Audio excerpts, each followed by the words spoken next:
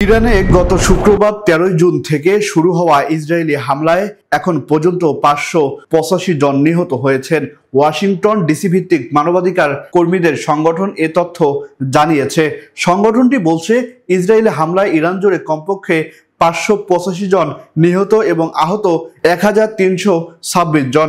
নিহতদের মধ্যে ২৩৯ জন বেসামরিক নাগরিক এবং ১২৬ জন নিরাপত্তা কর্মী বলে চিহ্নিত করেছে। ইরান ইসরায়েলি সংঘাতে নিয়মিত মৃত্যুর সংখ্যা প্রকাশ করছে না।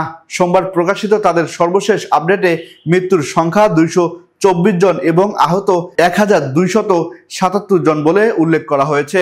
তবে ধারণা করা হচ্ছে আহত এবং নিহতের সংখ্যা এর থেকেও অনেকটা বেশি। এদিকে ইসরায়েলের আকাশসীমার নিয়ন্ত্রণ নেওয়ার দাবি জানিয়েছে ইরানের Islamic Revolutionary Guard Corps. ১৮ June ইরানের আধা সরকারি সংবাদ সংস্থা মেহের নিউজ এজেন্সি এক প্রতিবেদনে এ তথ্য জানিয়েছে।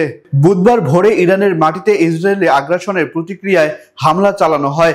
তারা প্রথম প্রজন্মের ফাত্তা হাইপারসনিক ক্ষেপণাস্ত্র ব্যবহার করে ইসরায়েলের অধিকৃত অঞ্চলে আঘাত হানে। এই ক্ষেপণাস্ত্রগুলো ইসরায়েলের শক্তিশালী প্রতিরক্ষা ঢাল ভেদ করতে সক্ষম হয়েছে এবং এই হামলায় আহত ও নিহতের সংখ্যাও বেশ অনেকটা। এছাড়াও সামরিক ও বেসামরিক বহু স্থাপনা ধ্বংস করেছে ইরান।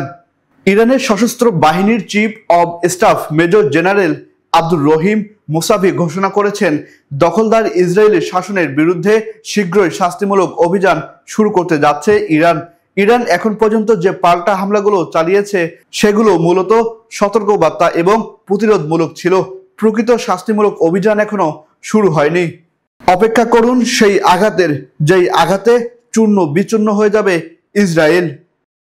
আহসান সাকিব, আকাশ জমিন, নিউজ ডেস্ক।